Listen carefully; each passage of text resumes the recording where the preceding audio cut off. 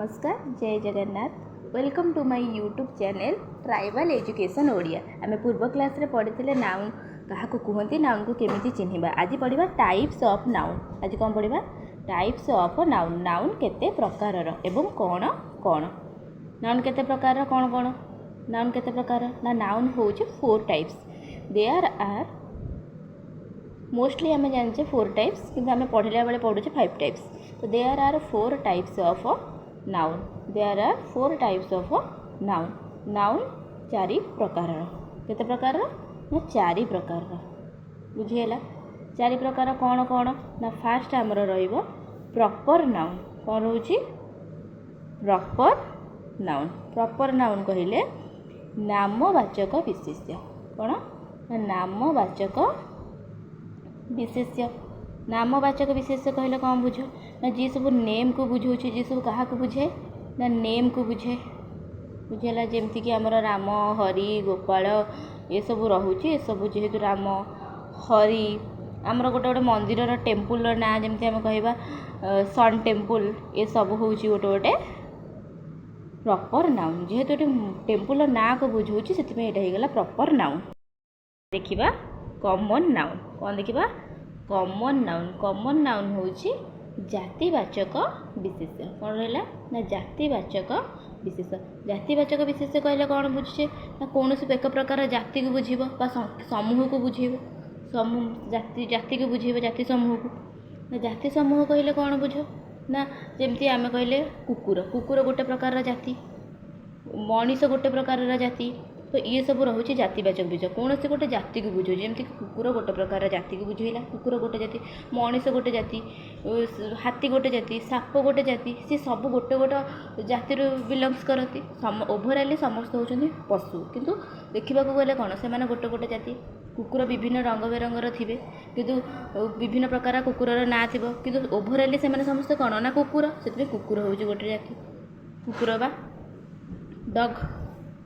आउ किए हो ना एलिफेंट एलिफेंट भी गोटे जाति हो पार। एलिफेंट की प्रकार जाति ना हाथी गोटे प्रकार जाति से स्नेक साप भी गोटे प्रकार जाति। आम कह जमीक आम कहीपर स्कूल स्कूल विभिन्न प्रकार स्कूल ना अच्छी ग्लोबल मल्टीवर्स ग्लोबल स्कूल हो कि ग्लोबल जेकोसी ग्लोबल स्कूल हो जेकोसी यूनिवर्सिटी हो विभिन्न प्रकार स्कूल रही विभिन्न प्रकार कॉलेज रही से विभिन्न भिन्न ना रही किंतु से नेम अलग अलग से प्रॉपर नाउन निजी कि सब ओभरअली सब जगह कौन ना कॉलेज कि सब जगह स्कूल तो से आम कौन कह ना कॉमन नाउन बोली कह जीव। कॉमन नाउन तो कौन प्रकार जाति को बुझे एक प्रकार जाति समूह को बुझाऊ थी जमीक मनीष जाति कहली जमी कुकुर जाति कहली सेमती बुझीगला।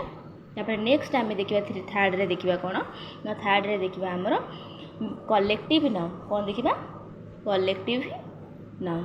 कलेक्टिव नाउन कहले कौन बुझा कलेक्टिव नाउन कहले आमर समष्टिवाचक विशेष। कौन रहा समष्टिवाचक विशेष।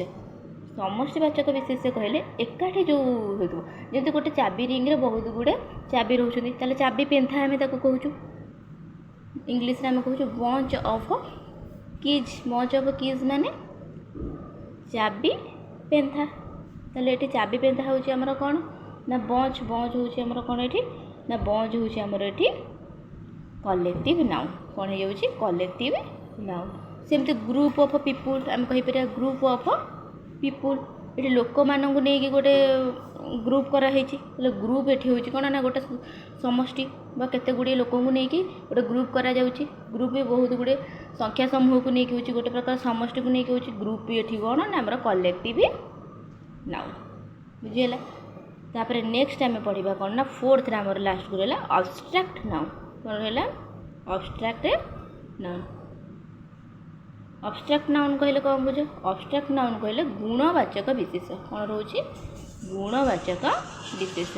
गुणवाचक विशेष कौन कौन से गुण को बुझाऊ जमी राम बाबू जड़े साधु व्यक्ति राम बाबू जड़े साधु व्यक्ति मैंने कौन राम बाबू ये राम बाबूर गुण कौन साधुता तर गुण ताले ये साधु हूँ कौन आमर अब्स्ट्रैक्ट नाउन बा ऑनेस्टी इंग्लिश रे कौन कहवा ऑनेस्टी ताले ऑनेस्टी हो पार।